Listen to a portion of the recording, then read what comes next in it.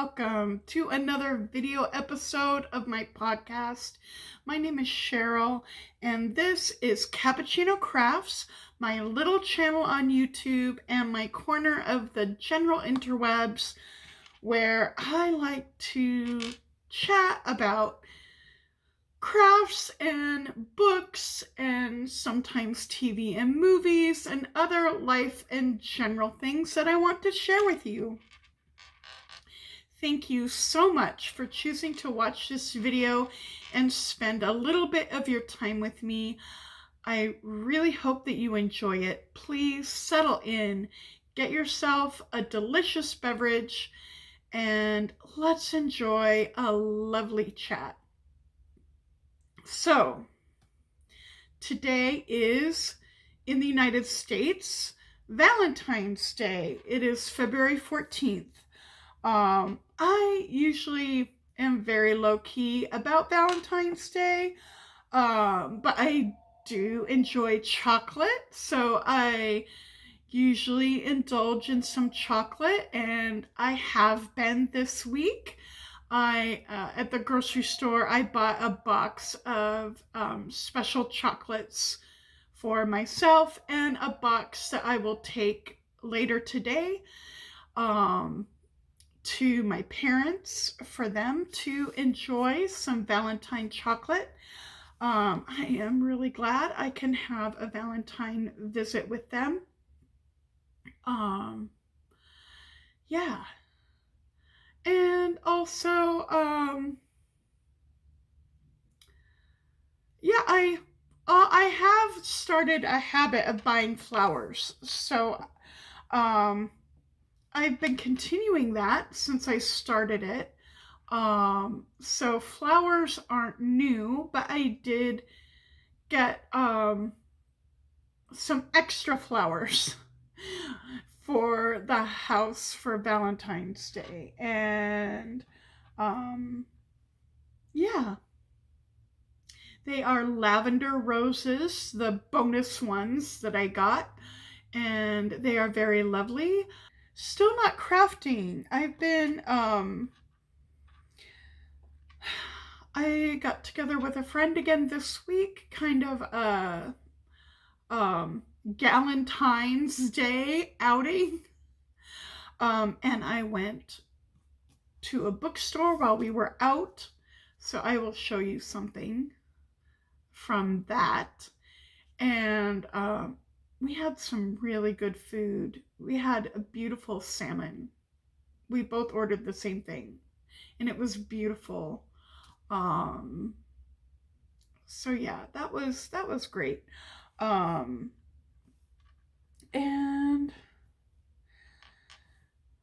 so reading has been good.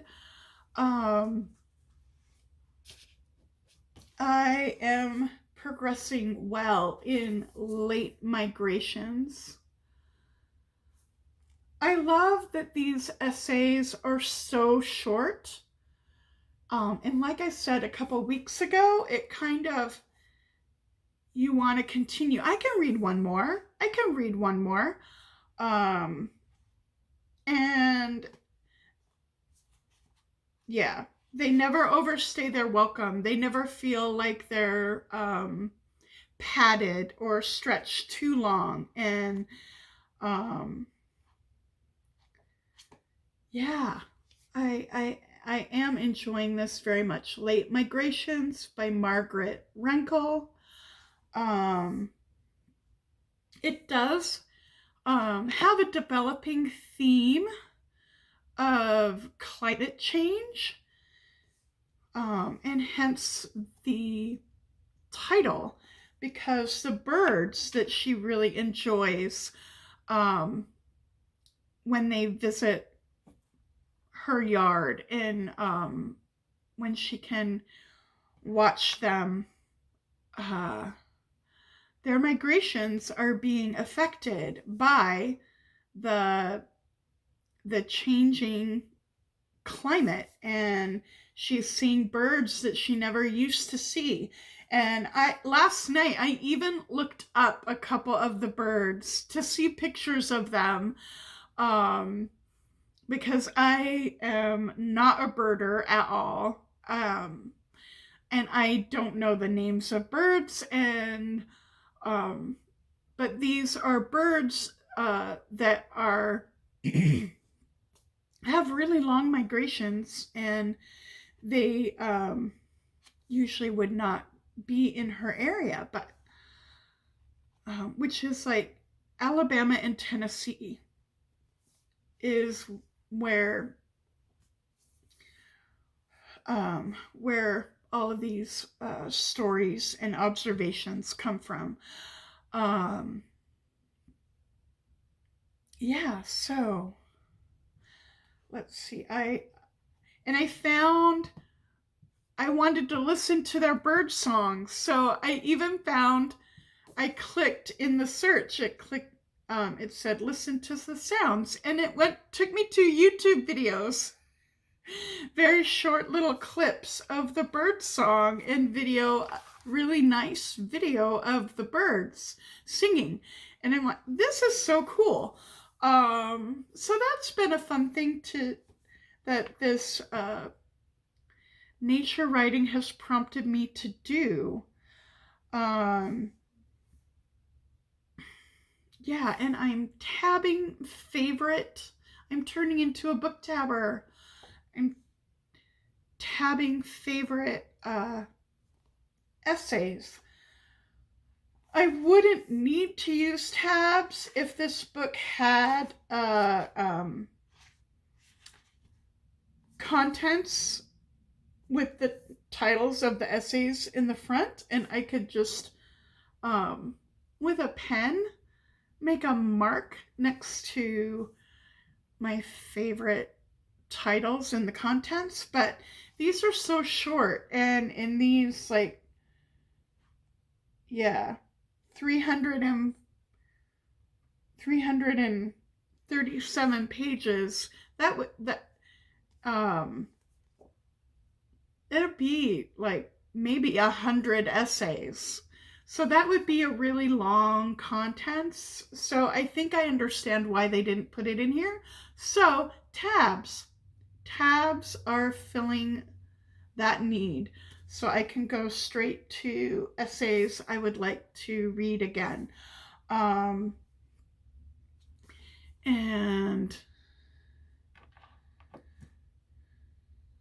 yeah, this also deals with like mental health and grief and loss and life and birth and death, and in nature that she's watching the wildlife around and the plants, their life cycles, but also birth and death and all of that in the family too. Really, it's hard to describe. I want to say comforting, but it's not always comforting, but in a way it is, because it's showing how really ubiquitous life and death really are. In nature, it's not presented in an overly emotional way. So it's not like trying to make you cry or trying to like be really dramatic about it. It's just very matter of fact, very, very matter of fact, and just describing her reaction as a child and her reaction as an adult, and how people in her family, what their reactions were in the moment, but also how they dealt with it after and the after effects of it. But it's not presented in a really sentimental way. I like that approach because I don't feel like I'm trying to be manipulated. At the bookstore, I did this time get Honeycomb, and I've been continuing to listen to it. But I went to a different bookstore, but I looked at this again, and the first time I decided to wait to get it. And this time I decided I'm just gonna do it. Because I am really loving these stories and how the narrative, the like interconnected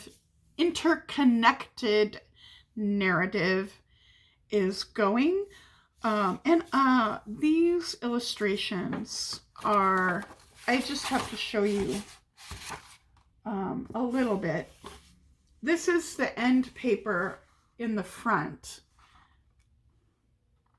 And this is the beautiful style of these illustrations. This is a black and white one, but then there are full page color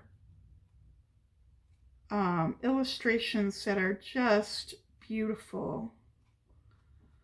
I'm choosing one to show you.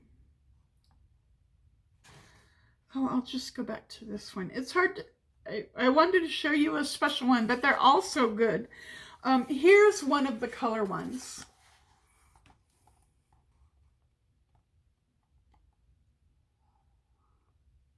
Yeah.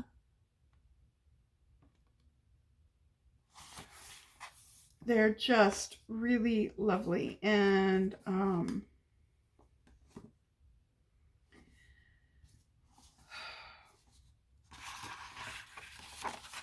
the prose is so beautiful, and the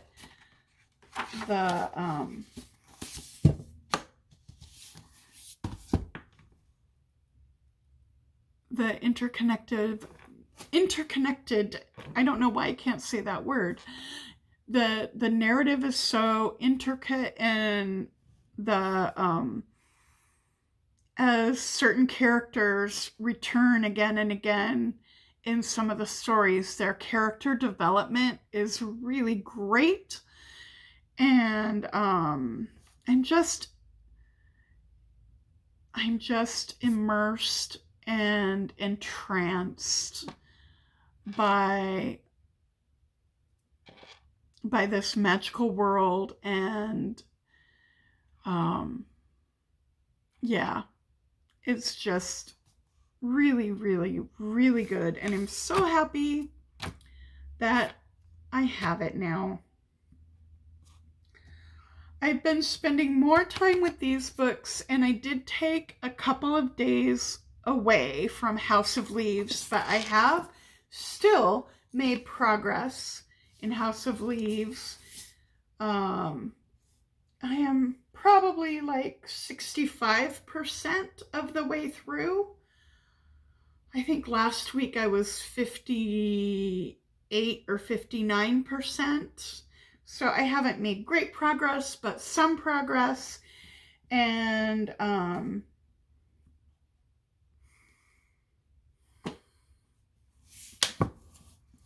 I am still really enjoying it. And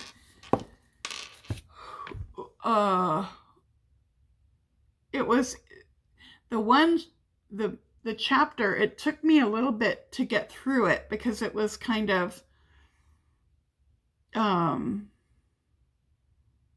it was dense, and it was just really, it was I think, if not the main climax of the book, a big climax. There may be something surprising coming up, but as far as being in the house, it was a climax for that part of the story. And wow, it was so exciting and scary to me. So my notebook, I have only a few pages left, in this notebook, and I've been penciling in the back few pages some things that I thought might need to change. Definitely I've had to rearrange that timeline, so I'm glad I was penciling it, because I have had to readjust as I discovered some more things. But I think working on a timeline has been good to help me see some things and help me make sense of some of the parallels, and also just make sense of, it's not always told in a linear fashion. So this is trying to make a chronological sense. And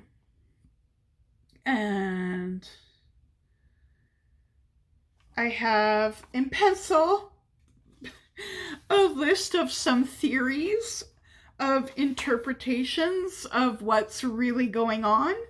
And I wanted to do that in pencil because I thought my theories are going to change a bit, and I might want to erase a theory if I decide I don't like that theory anymore. I don't think it fits anymore, so I don't have very many pages left to work with. So I am probably going to break into another notebook. I have notebooks available that are the same format, the same size, so that's just fine.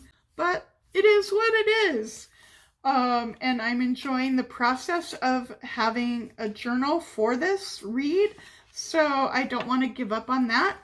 I think you can read this book without making a journal, without taking notes. I think people do read it that way. I don't think it's a requirement to make notes, but I think for me and for a number of readers, that is a helpful part of the process. That has been the reading adventure, and I have a special chocolate dessert in the fridge, a chocolate mousse cake that I got from the grocery store. So I'm going to have a chocolate mousse cake tonight. Those are my Valentine on the day plans. Yeah. If if you celebrate Valentine's Day, I hope that it's been a nice one for you. I hope that you have taken the time to do something special for yourself, to be your own Valentine. And I hope that you are enjoying the books that you're reading. And I hope that wherever you are, that you and your family and all your loved ones are well, and take care. Talk to you in another video. See you next time. Bye-bye.